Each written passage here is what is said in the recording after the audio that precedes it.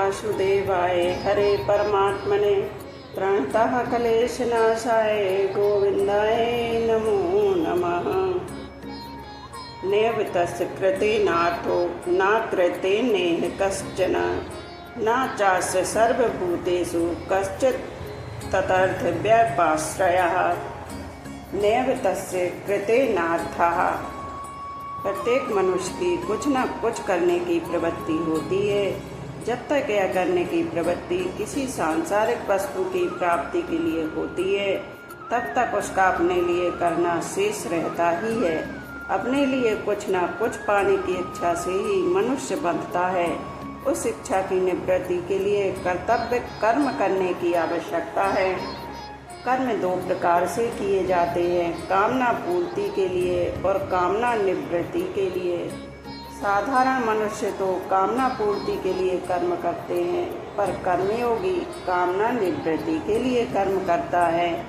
इसलिए कर्मयोग से सिद्ध महापुरुष में कोई भी कामना न रहने के कारण उसका किसी भी कर्तव्य से किंचन मात्र भी संबंध नहीं रहता। उसके द्वारा निस्वार्थ भाव से समस्त दृष्टि के हित के लिए स्वतः कर्तव्य कर्म होते हैं। कर्मयोग से सिद्ध महापुरुष का कर्मों से अपने लिए कोई संबंध नहीं रहता। इस महापुरुष का यह अनुभव होता है कि पदार्थ, शरीर, इंद्रियां, अंतःकरण आदि केवल संसार के हैं और संसार से मिले हैं, व्यक्तिगत नहीं है। अतः इनके द्वारा केवल संसार के लिए ही कर्म करना है, अपने लिए नहीं। कारण यह है कि संसार की सहायता के बिना कोई भी कर्म नहीं किया जा सकता। इसके अलावा मिली हुई कर्म सामग्री का संबंध भी समष्टि संसार के साथ ही है, अपने साथ नहीं। इसलिए अपना कुछ नहीं है, व्यष्टि के लिए समष्टि हो ही नहीं सकती। मनुष्य की यही गलती होती है कि वह अपने लिए समष्टि का उपयोग करना चाहता है, इसी से उसे अशांति होती है। अगर वह शरीर, इंद्रियां, मन, बुद्धि, पदार्थ आदि का समष्टि के लिए उपयोग करे तो उसे महान शांति प्राप्त हो सकती है। कर्मयोग से सिद्ध महापुरुष में यही विशेषता रहती है कि उसके कहलाने वाले शरीर, इंद्रियां, मन, बुद्धि, पदार्थ आदि का उपयोग मात्र संसार के लिए ही होता है। अतः उसका शरीर आदि की क्रियाओं से अपना कोई प्रयोजन नहीं रहता। प्रयोजन न रहने पर भी उस महापुरुष से स्वाभाविक ही लोगों के लिए आदर्श रूप उत्तम कर्म होते हैं। जिसका कर्म करने से प्रयोजन रहता है, उससे आदर्श कर्म नहीं होते, यह सिद्धांत है। न कृते नेह कश्चन। जो मनुष्य शरीर, इंद्रियां, मन, बुद्धि आदि से अपना संबंध मानता है और आलस्य, प्रमाद आदि में रुचि रखता है, वह कर्मों को नहीं करना चाहता, क्योंकि उसका प्रयोजन प्रमाद, आलस्य, आराम आदि से उत्पन्न तामस सुख रहता है। परंतु यह महापुरुष जो सात्विक सुख से भी ऊंचा उठ चुका है, तामस सुख में प्रवृत्त हो ही कैसे सकता है, क्योंकि इसका शरीर आदि से किंचन मात्र भी संबंध नहीं रहता। फिर आलस्य, आराम आदि में रुचि रहने का तो प्रश्न ही नहीं उठता। मार्मिक बात, प्रायः साधक कर्मों के न करने को ही महत्व देते हैं। वे कर्मों से उपरत होकर समाधि में स्थित होना चाहते हैं, जिससे कोई भी चिंतन बाकी न रहे। यह बात श्रेष्ठ और लाभप्रद तो है, पर सिद्धांत नहीं है। यद्यपि प्रवृत्ति की अपेक्षा निवृत्ति श्रेष्ठ है, तथापि यह तत्व नहीं है। प्रवृत्ति और निवृत्ति दोनों ही प्रकृति के राज्य में है। निर्विकल्प समाधि तक सब प्रकृति का राज्य है, क्योंकि निर्विकल्प समाधि से भी व्युत्थान होता है। क्रिया मात्र प्रकृति में ही होती है। प्रकर्षण करणम इति प्रकृति, और क्रिया हुए बिना व्युत्थान का होना संभव नहीं है। इसलिए चलने, बोलने, देखने, सुनने आदि की तरह सोना, बैठना, खड़ा होना, मौन होना, मूर्छित होना और समाधि स्थित होना भी क्रिया है। वास्तविक तत्व में प्रवृत्ति और निवृत्ति दोनों ही नहीं है। वह प्रकृति और निवृत्ति दोनों का निर्लिप्त प्रकाशक है। जड़ता के साथ संबंध रहने पर ही करने और ना करने का प्रश्न होता है, क्योंकि जड़ता के संबंध के बिना कोई क्रिया होती ही नहीं। इस महापुरुष का जड़ता से सर्वथा संबंध विच्छेद हो जाता है और प्रवृत्ति एवं निवृत्ति दोनों से अतीत सहज निवृत्त तत्व में अपनी स्वाभाविक स्थिति का अनुभव हो जाता है। अतः साधक को जड़ता से संबंध विच्छेद करने की आवश्यकता है। तत्व तो सदा ज्यों का त्यों विद्यमान ही है। न चास्य सर्वभूतेषु कश्चित् तदर्थ व्यापाश्रयः। शरीर तथा संसार से किंचन मात्र भी स्वार्थ का संबंध न रहने के कारण उस महापुरुष की समस्त क्रियाएं स्वतः दूसरों के हित के लिए होती हैं। जैसे शरीर के सभी अंग स्वतः शरीर के हित में लगे रहते हैं, ऐसे ही उस महापुरुष का अपना कहलाने वाला शरीर स्वतः संसार के हित में लगा रहता है। उसका भाव और उसकी संपूर्ण चेष्टाएं संसार के हित के लिए ही होती हैं। जैसे अपने हाथों से अपना ही मुख धोने पर अपने में स्वार्थ, प्रत्युपकार अथवा अभिमान का भाव नहीं आता, ऐसे ही अपने कहलाने वाले शरीर के द्वारा संसार का हित होने पर उस महापुरुष में किंचित भी स्वार्थ, प्रत्युपकार अथवा अभिमान का भाव नहीं आता। पूर्व श्लोक में भगवान ने सिद्ध महापुरुष के लिए कहा है कि उसके लिए कोई कर्तव्य नहीं है। तस्य कार्य न विद्यते, उसका हेतु बताते हुए भगवान ने इस श्लोक में उस महापुरुष के लिए 3 बातें कही हैं। कर्म करने से उसका कोई प्रयोजन नहीं रहता। दूसरा, कर्म ना करने से भी उसका कोई प्रयोजन नहीं रहता। और तीसरा, किसी भी प्राणी और पदार्थ से उसका किंचन मात्र भी स्वार्थ का संबंध नहीं रहता, अर्थात कुछ पाने से भी उसका कोई प्रयोजन नहीं रहता। वस्तुतः स्वरूप में करने अथवा ना करने का कोई प्रयोजन नहीं है और किसी व्यक्ति तथा वस्तु के साथ कोई संबंध भी नहीं है, कारण कि शुद्ध स्वरूप के द्वारा कोई क्रिया होती नहीं। जो भी क्रिया होती है वह प्रकृति और प्रकृति जन्य पदार्थों के संबंध से ही होती है। इसलिए अपने लिए कुछ करने का विधान ही नहीं है। जब तक मनुष्य में करने का राग, पाने की इच्छा, जीने की आशा और मरने का भय रहता है, तब तक उस पर कर्तव्य का दायित्व रहता है। परंतु जिसमें किसी भी क्रिया को करने अथवा ना करने का कोई राग नहीं है, संसार की किसी भी वस्तु आदि को प्राप्त करने की इच्छा नहीं है, जीवित रहने की कोई आशा नहीं है और मृत्यु से कोई भय नहीं है, उसे कर्तव्य करना नहीं पड़ता। प्रत्युत उसे स्वतः कर्तव्य कर्म होते रहते हैं। जहाँ अकर्तव्य होने की संभावना हो वही कर्तव्य पालन की प्रेरणा रहती है। विशेष बात, गीता में भगवान की ऐसी शैली रही है कि वे भिन्न भिन्न साधनों से परमात्मा की ओर चलने वाले साधकों के भिन्न भिन्न लक्षणों के अनुसार ही परमात्मा को प्राप्त सिद्ध महापुरुषों के लक्षणों का वर्णन करते हैं। यहाँ 17वें 18वें श्लोकों में भी इसी शैली का प्रयोग किया गया है। जो साधन जहाँ से प्रारंभ होता है, अंत में वहीं उसकी समाप्ति होती है। गीता में कर्मयोग का प्रकरण यद्यपि दूसरे अध्याय के 39वें में श्लोक से प्रारंभ होता है, तथापि कर्मयोग के मूल साधन का विवेचन दूसरे अध्याय के 47वें श्लोक में किया गया है। इस श्लोक के 4 चरणों में बताया गया है, कर्मण्येवाधिकारस्ते, तेरा कर्म करने में ही अधिकार है। माँ फलेषु कदाचन, कर्म फलों में तेरा कभी भी अधिकार नहीं है। माँ कर्म फल हेतु भूरा, तू कर्म फल का हेतु मत बन। माँ ते संगो स्त्वय कर्मणि, तेरी कर्म ना करने में आसक्ति ना हो। प्रस्तुत श्लोक में ठीक उपर्युक्त साधना की सिद्धि की बात है। वहाँ में दूसरे और तीसरे चरण में साधक के लिए जो बात कही गई है वही प्रस्तुत श्लोक के उत्तरार्ध में सिद्ध महापुरुष के लिए कही गई है। उसका किसी प्राणी और पदार्थ से कोई स्वार्थ का संबंध नहीं रहता। वहाँ पहले और चौथे चरण में साधक के लिए जो बात कही गई है वह प्रस्तुत श्लोक में पूर्वार्ध में सिद्ध महापुरुष के लिए कही गई है कि उसका कर्म करने अथवा ना करने दोनों से कोई ही प्रयोजन नहीं रहता। परिशिष्ट भाव।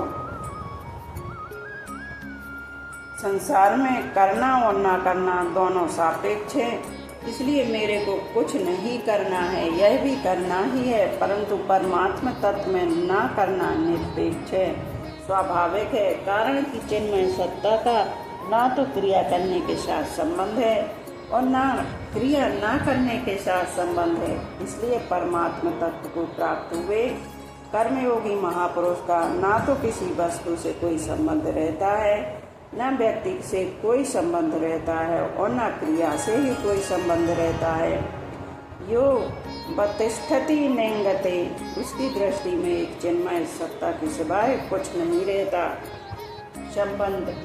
पीछे के 2 श्लोकों में वर्णित महापुरुष की स्थिति को प्राप्त करने के लिए साधक को क्या करने चाहिए, इस पर भगवान आगे के श्लोक में साधन बताते हैं। तस्मादशक्ता सततम कार्य कर्म समाचर, असक्तो आचरण कर्म परमाप्नोति पुरुषः। तस्मात् सक्ता सततम कार्य कर्म समाचार। पूर्व श्लोक में से इस श्लोक का संबंध बताने के लिए यहाँ तस्मात् पद आया है। पूर्व श्लोकों में भगवान ने कहा है कि अपने लिए कर्म करने की कोई आवश्यकता न रहने पर भी सिद्ध पुरुष के द्वारा लोक संघात क्रियाएं हुआ करती हैं, इसलिए अर्जुन को भी उसी तरह कर्तव्य कर्म करते हुए परमात्मा को प्राप्त करने की आज्ञा देने के लिए भगवान ने तस्मात् पद का प्रयोग किया है। कारण कि अपने स्वरूप स्व के लिए कर्म करने और ना करने से कोई प्रयोजन नहीं है। कर्म सदैव पर के लिए होता है, स्व के लिए नहीं। अतः दूसरों के लिए कर्म करने से कर्म करने का राग मिट जाता है और स्वरूप में स्थिति हो जाती है। अपने स्वरूप से विजातीय पदार्थों के प्रति आकर्षण को आसक्ति कहते हैं। आसक्ति रहित होने के लिए आसक्ति के कारण को जानना आवश्यक है। मैं शरीर हूँ और शरीर मेरा है, ऐसा मानने से शरीर आदि नाशवान पदार्थों का महत्व अंतःकरण में अंकित हो जाता है। इसी कारण उन पदार्थों में आसक्ति हो जाती है। आसक्ति ही पतन करने वाली है, कर्म नहीं। आसक्ति के कारण ही मनुष्य शरीर, इंद्रियां, मन, बुद्धि आदि जड़ पदार्थों से अपना संबंध मानकर अपने आराम सुख भोग के लिए तरह तरह के कर्म करता है। इस प्रकार जड़ता से आसक्ति पूर्वक माना हुआ संबंध ही मनुष्य के बारंबार जन्म मरण का कारण होता है। कारणम गुण संगो दृश्य सदस्य योनि जन्मसु। आसक्ति रहित होकर कर्म करने से जड़ता से संबंध विच्छेद हो जाता है। आसक्ति वाला मनुष्य दूसरों का हित नहीं करता, जबकि आसक्ति रहित मनुष्य से स्वतः स्वाभाविक प्राणी मात्र का हित होता है। उसे सुख, उसके सभी कर्म केवल दूसरों के हितार्थ होते हैं। संसार से प्राप्त सामग्री से हमने अभी तक अपने लिए कर्म किए हैं, उसको अपने ही सुख भोग और संग्रह में लगाया है। इसलिए संसार का हमारे पर ऋण है, जिसे उतारने के लिए केवल संसार के हित के लिए कर्म करना आवश्यक है। अपने लिए कर्म करने से पुराना ऋण तो समाप्त होता नहीं, नया ऋण और उत्पन्न हो जाता है। ऋण से मुक्त होने के लिए बार बार संसार में आना पड़ता है। केवल दूसरों के हित के लिए सब कर्म करने से पुराना ऋण समाप्त हो जाता है और अपने लिए कुछ ना करने तथा कुछ ना चाहने से नया ऋण उत्पन्न नहीं होता। इस तरह जब पुराना ऋण समाप्त हो जाता है और नया ऋण उत्पन्न नहीं होता, तब बंधन का कोई कारण न रहने से मनुष्य स्वतः मुक्त हो जाता है। कोई भी कर्म निरंतर नहीं रहता, पर आसक्ति अंतःकरण में निरंतर रहा करती है। इसलिए भगवान सततम असक्ता पदों से निरंतर आसक्ति रहित होने के लिए कहते हैं। मेरे को कहीं भी आसक्त नहीं होना है। ऐसी जागृति साधक को निरंतर रखनी चाहिए। निरंतर आसक्ति रहित रहते हुए जो भेद कर्म सामने आ जाए उसे कर्तव्य मात्र समझकर कर देना चाहिए। ऐसा उपयुक्त पदों का भाव है।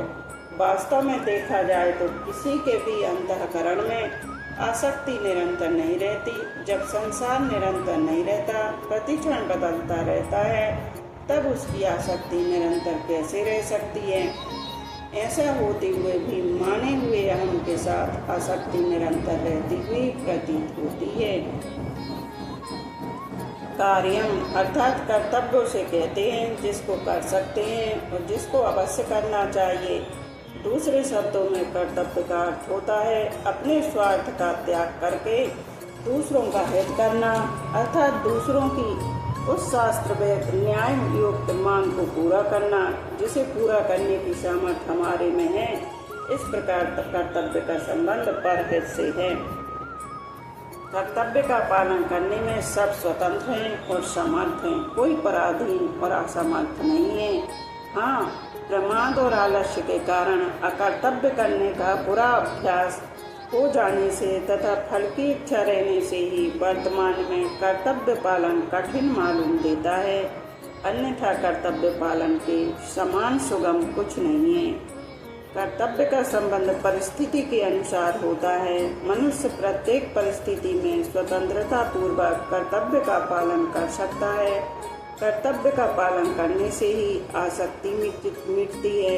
कर्तव्य करने तथा कर्तव्य न करने से आसक्ति और बढ़ती है। कर्तव्य अर्थात दूसरों के हितार्थ कर्म करने से वर्तमान की आसक्ति और कुछ न चाहने की भाव की आसक्ति मिट जाती है। वर्ण आश्रम प्रकृति और परिस्थिति के अनुसार जिस मनुष्य के लिए जो शास्त्र विहित कर्तव्य कर्म बताया गया है, अवसर प्राप्त होने पर उसके लिए वही सहज कर्म है।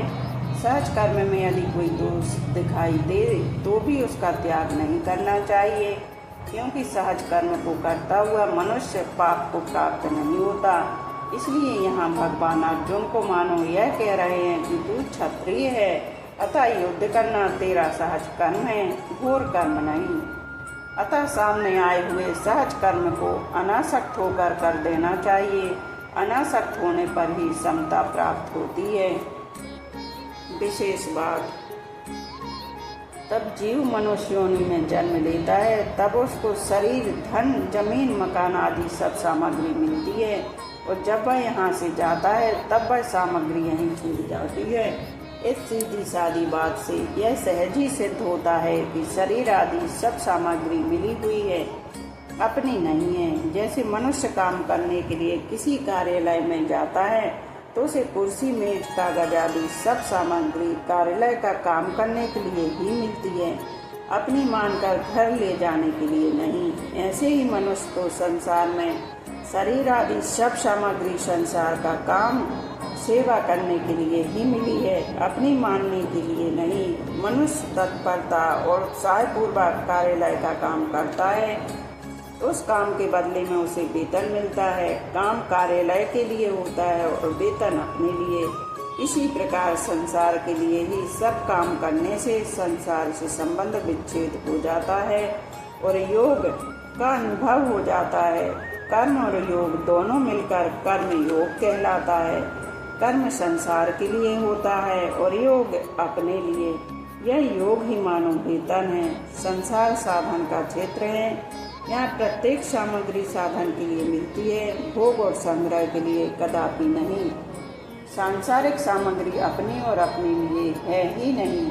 अपनी वस्तु परमात्मा तत्व मिलने पर अन्य किसी वस्तु को पाने की इच्छा नहीं रहती, परंतु सांसारिक वस्तुएं चाहे जितनी प्राप्त हो जाएं, पर उन्हें पाने की इच्छा कभी मिटती नहीं, प्रत्युत और बढ़ती है। जब मनुष्य मिली हुई वस्तु को अपने और अपने लिए मान लेता है, तब वह अपनी इस भूल के कारण बंध जाता है। इस भूल को मिटाने के लिए कर्मयोग का अनुष्ठान ही सुगम और श्रेष्ठ उपाय है।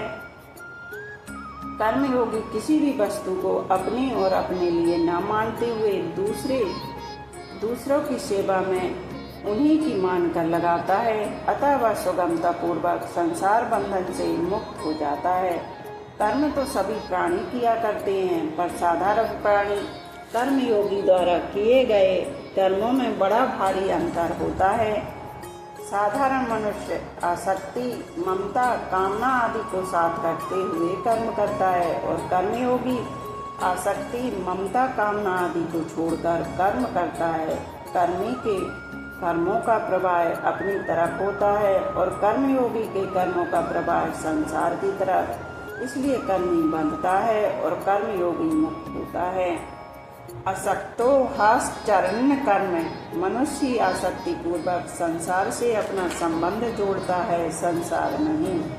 अतः मनुष्य का कर्तव्य है कि वह संसार के हित के लिए ही सब कर्म करे और बदले में उनका कोई फल ना चाहे। इस प्रकार आसक्ति रहित होकर अर्थात मुझे किसी से कुछ नहीं चाहिए, इस भाव से संसार के लिए कर्म करने से संसार से स्वतः संबंध विच्छेद हो जाता है।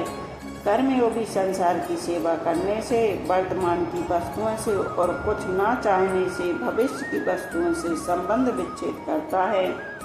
मेले में स्वयं सेवक अपना कर्तव्य समझकर दिन भर यात्रियों की सेवा करते हैं और बदले में किसी से कुछ नहीं चाहते। अतः रात्रि में सोते समय उन्हें किसी की याद नहीं आती, कारण की सेवा करते समय उन्होंने किसी से कुछ चाहा नहीं।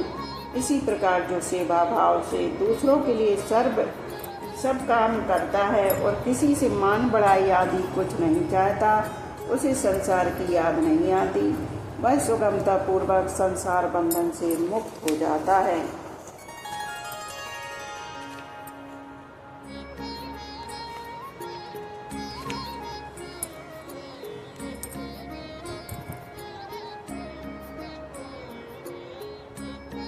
कर्मयोगी जैसे कर्तव्य को अपने में निरंतर नहीं मानता, ऐसे ही माता पिता, स्त्री, पुत्र, भाई, भौजाई आदि के साथ अपना संबंध भी निरंतर नहीं मानता। केवल सेवा करते समय ही उनका साथ अपना संबंध मानता है। जैसे यदि कोई पति है तो पत्नी के लिए पति है, अर्थात पत्नी का कृषा हो, कुरूपा हो, कलह करने वाली हो, पर उसे पत्नी रूप में स्वीकार कर लिया तो अपनी योग्यता सामर्थ्य के अनुसार उसका भरण पोषण करना पति का कर्तव्य है।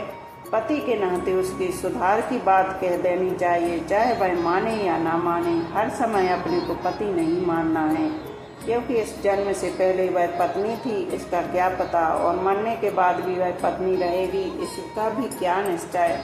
तब तथा वर्तमान में भी वह किसी की माँ है, किसी की पुत्री है, किसी की बहन है, किसी की भाभी है, किसी की ननद है आदि आदि। वह सदा पत्नी ही तो है नहीं।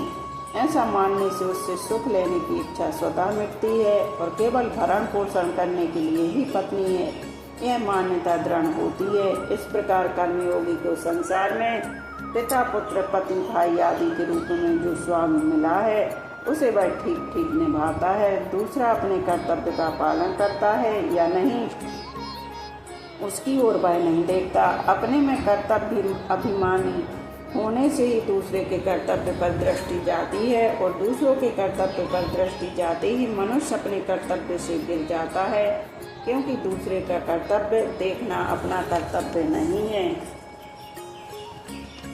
जिस प्रकार कर्मयोगी संसार के प्राणियों के साथ अपना संबंध निरंतर नहीं मानता, उसी प्रकार वर्ण, आश्रम, जाति, संप्रदाय, घटना, परिस्थिति आदि के साथ भी अपना संबंध निरंतर नहीं मानता। जो वस्तु निरंतर नहीं है उसका अभाव स्वतः है। अतः कर्मयोगी का कर्तव्य अभिमान स्वतः मिट जाता है।